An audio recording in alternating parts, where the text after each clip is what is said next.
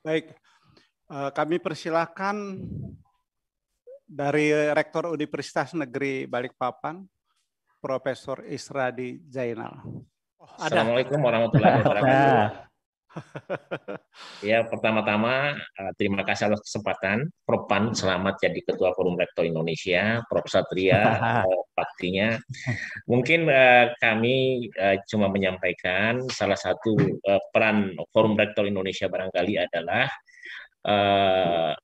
bagi yang sudah tinggi kualitasnya, mungkin ikut membantu universitas yang masih rendah. Jadi sinergi itu mesti dilakukan karena biasanya saya lihat ada kecenderungan yang elit bergabung dengan elit melupakan yang lain. Padahal ini kan tanggung jawab bersama untuk kemajuan bangsa dan negara.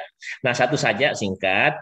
Pada kesempatan ini saya kebetulan di Balikpapan, paling dekat di ibu kota negara. Sudah sempat diskusi dengan Prof Panut juga. Kalau memungkinkan, karena forum rektor adalah suatu forum yang strategis, ini kemudian berdasarkan kajian, saya juga kebetulan saat ini masih Sekjen Dekan Teknik Indonesia bersama Prof Nisam yang Ketua FDTI. Ini berharap kepada forum rektor, setidaknya ada juga satu momen untuk membahas IKN secara khusus. Karena kalau kita lihat sudah dikaji secara mendalam oleh para pakar selama 4-5 tahun, nah ini kita harus memberi bobot bagaimana kegiatan ini sukses. Itu aja barangkali Prof, singkat karena teman-teman lain banyak bertanya. Terima kasih atas kesempatannya. Assalamualaikum warahmatullahi wabarakatuh. Terima kasih Pak Nasrullah. Terima kasih banyak Pak Moderator yang luar biasa dan rekan-rekan rektor yang hebat-hebat ya. Prof Edward Wolok, Prof Isradi Zainal. Ya, ada banyak persamaan pertanyaan yang intinya begitu ya. Yang pertama itu adalah adanya kesenjangan pendidikan kita di seluruh Indonesia ini, dalam arti ada universitas-universitas yang mapan, banyak sekali universitas-universitas kelas yang menengah dan bahkan yang masih bawah yang harus mendapat perhatian kita semua gitu. Dan ini saya senang sekali dalam arti bahwa sebetulnya ide-ide bagaimana kita bisa berkolaborasi untuk saling menguatkan di antara yang sudah kuat, juga mengangkat adik-adik kita yang masih perlu bantuan, itu sudah terus kita laksanakan. Misalnya Bapak Ibu, beberapa tahun yang lalu secara berturut-turut ada program Bapak Asuh dari Dikti begitu ya. UGM pernah melaksanakan terhadap 10 universitas, kemudian yang lainnya kalau tidak salah 9 dan seterusnya. Nah, ini harapannya nanti bisa kita mintakan untuk diperkuat lagi dan jangkauannya kita perluas begitu. Dan harapannya bahwa MBKM itu tidak hanya tadi kita mendeploy mahasiswa dari yang jauh kuliah ke sini, yang sini kuliah ke luar Jawa, tetapi juga dosennya agar lebih leluasa untuk melakukan kegiatan-kegiatan entah data sharing, entah Bapak angkat ya, Bapak asuh kepada universitas-universitas yang memerlukan. Jadi ketika ada dananya, saya kira nanti kita bisa melakukan itu dengan bisa lebih masif lagi. Bapak Ibu, sebagai informasi ya, saya di UGM itu banyak para guru besar yang ingin sebetulnya mengajar di tempat-tempat universitas yang jauh begitu ya, ke luar Jawa, ke Jawa yang masih kurang kuat begitu ya. Banyak sekali teman-teman yang punya keinginan seperti itu. Cuma sering persoalan itu ada di siapa yang membiayai, siapa yang lalu mengatur begitu ya. Kalau mengatur mudah, kita bisa mengatur. Tapi siapa yang membiayai? Nah, ini sebetulnya yang nanti bisa kita cari bersama. FRI nanti akan coba menggalang pendanaan-pendanaan untuk pola-pola Bapak asuh semacam itu.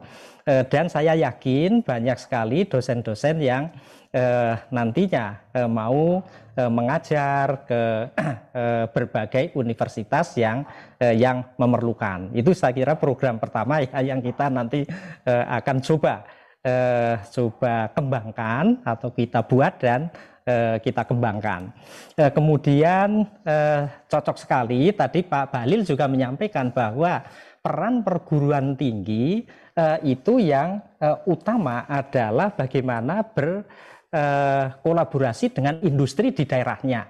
Jadi misalnya di tempat Prof. Wolok ya, di sana ada industri apa? Ya sudah, pengembangan industri itu menjadi tanggung jawab dari Prof. Wolok begitu ya, untuk mengerahkan segala daya upayanya untuk berkolaborasi, memberikan bimbingan, memberikan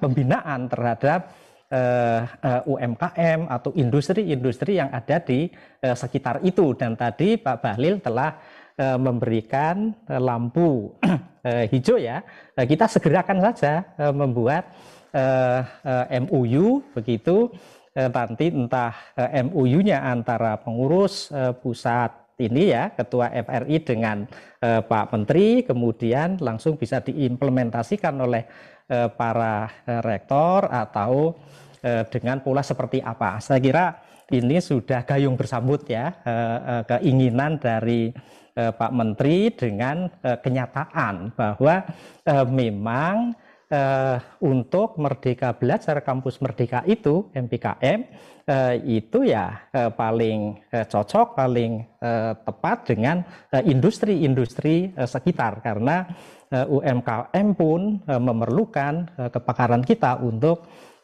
mereka bisa berkembang. Kemudian yang lain adalah untuk Pak Isradi ya, tentang IKN.